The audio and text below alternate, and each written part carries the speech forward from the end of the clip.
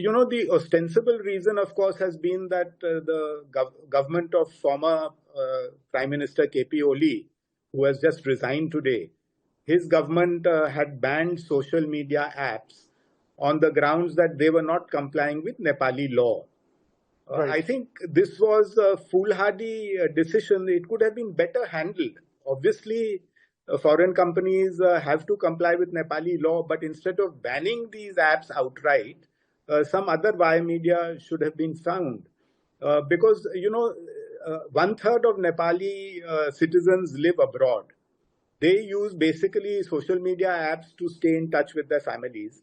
And social media today is also a source of livelihood for a lot of people. And, for the younger generation, it's absolutely critical. So I think this was a huge miscalculation, and that is the ostensible reason. But the real reasons are much deeper. There has been a lot of frustration in Nepal over the widespread corruption by, in high political offices in Nepal. There have been a lot of scams. There have been a few investigations, a few charge sheets.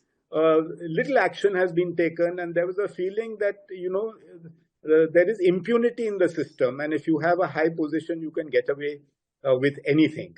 So I think, a lot of frustration in Nepal. Secondly, there was this sense that, families of the top political leaders are very privileged. So this whole issue of Nepo kids, it was viral in Nepal, where these kids, Nepo kids, which are children of these leaders, are showing off their luxurious lifestyles on social media. And the ordinary masses were saying that, look at these people, how they are behaving and living, and look at us. We are struggling. We have to go abroad for jobs. So this was, very major two issues. And there was a feeling that the political leadership is not listening to the street, to what the people feel, that the political leadership seemed to be cut off from the younger generation. But why today there has been so much chaos is because of the manner in which the protest yesterday was handled.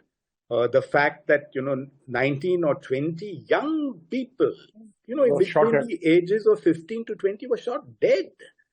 So today there is fury on the streets of Nepal. And that is why you find the chaotic situations and not only in Kathmandu, in other places also. But fundamentally, this is a homegrown situation. It is a movement of Gen Z, of young people. It's a kind of leaderless movement. One doesn't really know who the leaders are. Although today, people like Balen Shah, the mayor of Kathmandu, have joined this movement. Former Chief Justice of Nepal has joined it. A former head of the Nepal Electricity Authority. These are very popular people in Nepal. He has also joined it. This has very much resemblance to what happened in Bangladesh, what happened in Indonesia. The students have taken really the situation into their own hands because they felt there was no hope. And one of the reasons for this is also, see, the two big parties got together to form a grand coalition, the two largest parties. And the rumor in Nepal was that this coalition has been formed because leaders of both the parties were under investigations for corruption by the previous government. And so to stop those investigations, they formed this coalition. And then they arrested one of the very popular leaders of one of the other parties, one of the newer parties, who has incidentally been released from jail today by the protesters. So I think, there was this sense that nothing is happening in the, within the existing institutions in Nepal. And these youngsters have taken the law into their own hands. So it's a very fluid situation. One really doesn't know, how it's going to pan out and develop. After COVID, Nepal hasn't been able to recover very well. There is unemployment. There is general frustration among the youth. There's a feeling that the old guard politicians are just continuing. They're deciding among themselves and going on.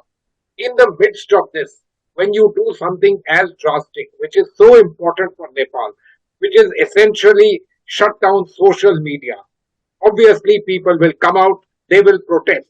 And then I think we should agree that there was a mishandling of the situation, a truly very badly handled situation. Can we say that the buck can stop only with the officials? The answer is no.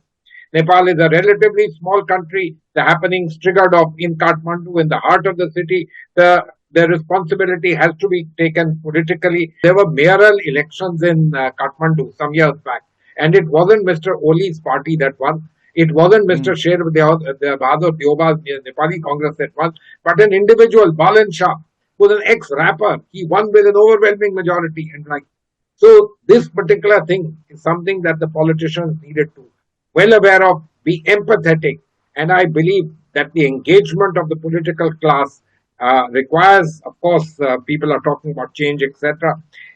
They need to engage with people with empathy. The general disenchantment is with the leadership, and they find that particularly these three leaders of Nepali Congress, Mr. Deva, Maoist Party, Mr. Prachand, and the UML, Mr. Oli, they are suppressing opposition, they are highly corrupt, they are inefficient, they have not delivered good governance in all these 10, 15 years, which has blemished the name of Republican system as it is.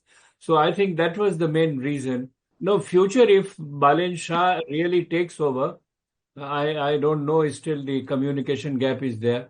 But if he takes over, or any interim arrangement which comes, must announce elections and must ensure that election is free and fair, rather than being influenced by any other forces or any other vested interests.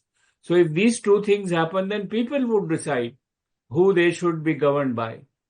And I think there may be coalition after the elections, but let us wait if the election takes place. So I think the immediate future, the only option I see is that election schedule must be announced.